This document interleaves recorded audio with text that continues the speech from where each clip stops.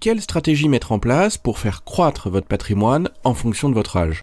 Dans cette vidéo, nous allons voir les stratégies les plus efficaces à chaque étape de votre vie, à 20, 30, 40, 50 et 60 ans. Lorsque l'on parle de gestion financière, il faut savoir adapter ses décisions à son âge et à ses objectifs de vie. Pourtant, ce sujet est rarement abordé et reste souvent flou pour beaucoup d'entre nous.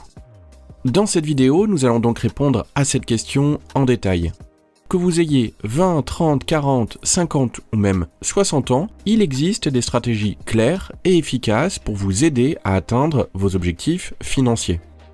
Nous verrons étape par étape combien vous devriez idéalement avoir épargné à chaque âge et quelles actions concrètes vous devez entreprendre pour y parvenir. Et si vous souhaitez aller encore plus loin dans la gestion de votre patrimoine, ne manquez pas de vous inscrire à ma newsletter. Vous y trouverez des conseils pratiques pour investir en bourse et des stratégies d'investissement. Le lien pour vous inscrire est dans la description de cette vidéo. Déjà, avant de commencer, un petit rappel est nécessaire pour bien comprendre les bases de l'épargne et de l'investissement qui restent communs, quel que soit votre âge et votre horizon d'investissement. La gestion financière, ça commence par une compréhension claire des bases. Si je devais résumer cette partie en une phrase, ce serait « épargner et investir ne sont pas des options, ce sont aujourd'hui des nécessités ». Pourquoi épargner est essentiel ? L'épargne, c'est votre filet de sécurité. Elle vous permet de faire face aux imprévus sans devoir vous endetter. Et plus tôt vous commencez, plus l'effet des intérêts composés travaillera pour vous. En clair, vos gains génèrent des gains et ça fait toute la différence sur le long terme. Les 3 piliers d'une gestion financière réussie sont les suivants. L'épargne de précaution. Votre premier objectif est de vous constituer une réserve équivalente à 3 à 6 mois de vos dépenses. Celle-ci doit être accessible rapidement, donc placée sur des supports comme le livret A par exemple. L'investissement. Une fois l'épargne de précaution en place, l'étape suivante est de faire travailler votre argent. Actions, obligations, immobilier ou ETF. Le choix des supports dépend de votre profil et de vos objectifs. Et enfin, les projets à long terme. Que ce soit pour obtenir un complément de revenu, préparer votre retraite ou pour financer l'éducation de vos enfants, pensez toujours long terme. S'enrichir rapidement, cela n'existe pas. Mis à part pour ceux qui ont gagné au loto, touché un héritage important ou réussi à créer une entreprise à succès, mais cela reste une très faible minorité. Donc, les erreurs à éviter, c'est ne pas commencer assez tôt. Plus vous attendez, plus le coût du retard sera élevé. Mettre tout votre argent sur des livrets, les rendements couvrent à peine l'inflation, et encore pas toujours. Et oubliez de diversifier vos investissements. Lorsque vous avez un portefeuille équilibré, cela réduit les risques de perdre de fortes sommes d'argent. En résumé, commencez petit, mais commencez tout de suite. Allez, passons maintenant aux stratégies adaptées à chaque âge. Alors, pourquoi adapter ses investissements en fonction de son âge ? Parce qu'à chaque étape de la vie, les priorités et les opportunités changent. Vous n'investissez pas de la même façon à 20 ans qu'à 60 ans. D'ailleurs, commençons à voir comment vous devez investir à partir de 20 ans. À 20 ans, il est normal de ne pas avoir d'épargne significative de côté. Vous êtes peut-être encore étudiant ou au mieux en début de carrière. Mais ce qui est essentiel à cet âge, c'est de prendre de bonnes habitudes financières et de commencer à investir dès que possible. Pourquoi ? Parce que vous avez un atout unique, le temps. Votre objectif principal, c'est de commencer tôt. Votre horizon d'investissement est très long, ce qui signifie que vous pouvez vous permettre de prendre des risques calculés. Les actions et les ETF, les fonds indiciels cotés, sont vos meilleurs alliés. Investir en bourse dès maintenant, même avec de petites sommes, peut transformer votre capital grâce aux intérêts composés. Alors, voici les actions concrètes à entreprendre lorsque vous débutez. Ouvrir un PEA. Le plan d'épargne en actions est le choix parfait pour investir en actions tout en bénéficiant d'un avantage fiscal après 5 ans. Même si vous commencez avec seulement 50 € par mois, le plus important est de démarrer. Pour ouvrir votre PEA, je vous conseille vivement de l'ouvrir dans une banque en ligne afin de bénéficier de tarifs bien plus intéressants que dans une banque traditionnelle. À titre personnel, j'utilise Boursorama depuis plusieurs années, j'en suis très satisfait. Si cela vous intéresse, vous avez en description de cette vidéo un lien vous permettant d'obtenir un bonus de parrainage à l'ouverture de votre compte. Et au passage, cela permet de soutenir ma chaîne. Avec ce PEA, quelle stratégie allez-vous adopter ? C'est simple, vous allez adopter une stratégie passive. Investir dans des ETF larges et diversifiés qui va vous permettre d'obtenir une exposition à des centaines d'entreprises à travers le monde avec des frais très faibles. Vous ne savez pas quel ETF choisir sur votre PEA ?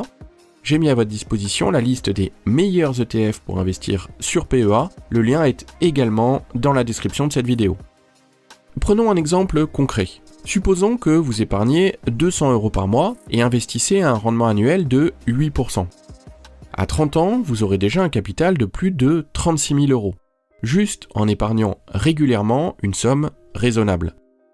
Donc, vous l'avez compris, à cet âge, l'erreur à ne pas faire est de retarder le moment où vous commencez à investir, car votre atout principal, c'est votre horizon de placement, c'est-à-dire le temps. À 30 ans, vous entrez dans une nouvelle phase. Vos revenus commencent à se stabiliser et vos charges fixes vont avoir tendance à augmenter.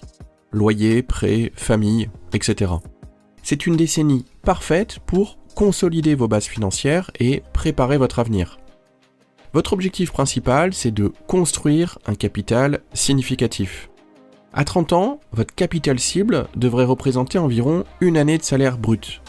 Par exemple, si vous gagnez 2 000 € par mois, vous devriez viser un capital de 24 000 €. Alors, voici les actions concrètes à entreprendre à 30 ans. Déjà, épargnez régulièrement. Augmentez votre taux d'épargne à au moins 15% de vos revenus si possible. Cela peut être fait en réduisant vos dépenses non essentielles et en maximisant vos revenus. Diversifiez vos investissements. Continuez à investir en bourse, mais commencez aussi à envisager l'immobilier, que ce soit par l'achat d'une résidence principale ou un investissement locatif en direct ou via des SCPI. Et enfin, profitez des augmentations de salaire. Lorsque votre revenu augmente, augmentez également votre épargne et non votre niveau de vie. Par exemple, si votre salaire passe de 2 000 à 3 000 € par mois, essayez d'épargner au moins 50% de cette augmentation. Alors, prenons un exemple concret. Si je reprends l'exemple de tout à l'heure, si à 30 ans vous avez déjà réussi à investir 36 000 € et que vous continuez à investir 200 € par mois, même si vous pourriez en réalité investir plus, mais poursuivons sur cet exemple, alors vous atteindriez un capital de 116 000 € à 40 ans. À cet âge, une des erreurs principales à éviter est d'investir toute votre capacité d'épargne dans l'achat d'une résidence principale. Car si vous vous endettez au maximum de votre capacité d'emprunt, il ne vous reste plus de marge de manœuvre pour investir votre épargne. Donc, essayez de retarder l'achat de votre résidence principale si vous en avez la possibilité, surtout si vous habitez dans une grande ville où les prix de l'immobilier sont très élevés. À 40 ans, votre situation financière devrait être bien établie. Vos revenus sont souvent à leur pic et c'est le moment idéal pour accélérer la croissance de votre patrimoine. Votre objectif principal, c'est de viser 3 à 5 fois votre revenu annuel. Par exemple, avec un revenu annuel de 24 000 €, votre capital devrait être entre 72 000 et 120 000 €. Alors, quelles actions concrètes à entreprendre à 40 ans ? Vous pouvez envisager d'acheter votre résidence principale, si vous êtes certain de rester plusieurs années au même endroit, c'est-à-dire au moins une dizaine d'années. En dessous, il est souvent plus rentable de rester locataire, car vous aurez finalement moins de frais à payer. Continuez à investir massivement en bourse. Les actions et les ETF sont clairement à privilégier, tout en diversifiant avec des obligations ou des SCPI si vous n'êtes toujours pas propriétaire. Prenons un exemple concret et continuons notre exemple d'investissement, mais cette fois-ci en partant du principe que vous pouvez investir 400 € par mois avec un capital de 116 000 € déjà constitué. Vous pourriez atteindre un capital de 330 000 € à 50 ans, ce qui commence à être une somme conséquente. Les erreurs à éviter dans votre quarantaine sont les mêmes que durant la trentaine, c'est-à-dire trop investir dans votre résidence principale et également de sous-estimer l'importance de la diversification dans vos investissements. À 50 ans, vous devez commencer à réduire les risques tout en continuant à faire fructifier votre patrimoine. Votre horizon de retraite est proche et vous devez sécuriser vos économies. Votre objectif est d'avoir 6 à 12 fois votre revenu annuel. Par exemple, avec un revenu annuel de 30 000 €, vous devriez viser un capital entre 180 et 360 000 €. Quelles sont les actions concrètes à entreprendre dans votre cinquantaine ? Réduire la prise de risque. Augmenter la part d'actifs stables dans votre portefeuille, comme les obligations ou les foncières cotées. Préparer votre retraite. Commencez à calculer vos dépenses annuelles et ajuster vos investissements en fonction du capital dont vous aurez besoin une fois que vous serez à la retraite. Continuons avec notre exemple. Si vous investissez non plus 400 mais 500 € par mois et que vous avez déjà un capital de 330 000 € déjà constitué, vous pourriez atteindre un capital de plus de 820 000 € à 60 ans, ce qui vous permet d'envisager votre retraite de la façon la plus sereine possible. Les erreurs à éviter dans votre cinquantaine est de prendre trop de risques pour rattraper le temps perdu dans vos jeunes années à ne pas avoir épargné. Si un krach boursier intervient 2-3 ans avant votre départ en retraite, vous n'aurez pas le temps de vous retourner, contrairement à une personne de 20 ou 30 ans. Il vous faut donc diversifier votre patrimoine sur des actifs moins risqués. À 60 ans, votre priorité est de transformer votre patrimoine en revenus durables pour votre retraite. Vous entrez dans une phase de consommation de votre capital. Votre objectif principal est d'avoir un capital suffisant pour générer une rente. Pour le calculer, il y a une règle simple, la règle des 25 fois vos dépenses annuelles. Par exemple, si vous dépensez 20 000 € par an, vous aurez besoin d'un capital de 500 000 €.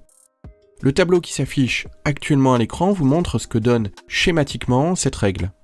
Par exemple, pour obtenir 2 000 € par mois de revenus, ou 24 000 € par an, il vous faut un capital de 600 000 €. Si vous visez un peu moins, comme par exemple 1 000 € par mois, il vous faudra un capital de 300 000 €. Le reste du tableau vous donne les chiffres pour des montants plus élevés. Alors, quelles sont les actions concrètes à entreprendre à partir de 60 ans ? Déjà, réorganisez votre portefeuille. Réduisez la part des actions et augmentez les actifs stables comme les obligations ou les SCPI. Si vous puisez dans votre capital boursier, ajustez au mieux vos retraits. Adoptez une stratégie flexible. Diminuez vos retraits en cas de mauvaise performance du marché et augmentez-les en cas de bonne performance. Les études montrent que si vous ne prenez pas plus de 3 à 4% de votre capital, vous pouvez tenir indéfiniment sur votre patrimoine grâce à l'augmentation constante des marchés boursiers. Les erreurs à éviter à partir de 60 ans sont de ne pas adapter vos nouveaux revenus à votre niveau de vie. Nécessairement, vous devriez perdre en rémunération, mais vos investissements réalisés tout au long de votre vie devraient compenser cette différence, voire vous permettre de gagner plus. Mais le risque principal est de retirer trop rapidement, ce qui risque de diminuer votre capital trop vite. Et si vous avez réussi à épargner correctement et investir judicieusement, vous serez peut-être dans une position plus avantageuse financièrement à la retraite que durant votre vie active. Du moins, c'est tout ce que je vous souhaite. En suivant ces stratégies adaptées à chaque étape de la vie, vous pouvez construire un patrimoine solide et assurer votre avenir avec sérénité. Commencez à épargner et investir dès que possible, restez discipliné et informé, et surtout, adaptez vos actions en fonction de votre situation personnelle. Il n'est jamais trop tard pour prendre en main votre avenir financier. Alors, passez à l'action dès aujourd'hui, votre moi du futur vous en sera forcément reconnaissant. Sinon, je vous rappelle que vous avez en description de cette vidéo un lien vers la liste des meilleurs ETF pour investir sur PEA, ainsi que les courtiers que j'utilise.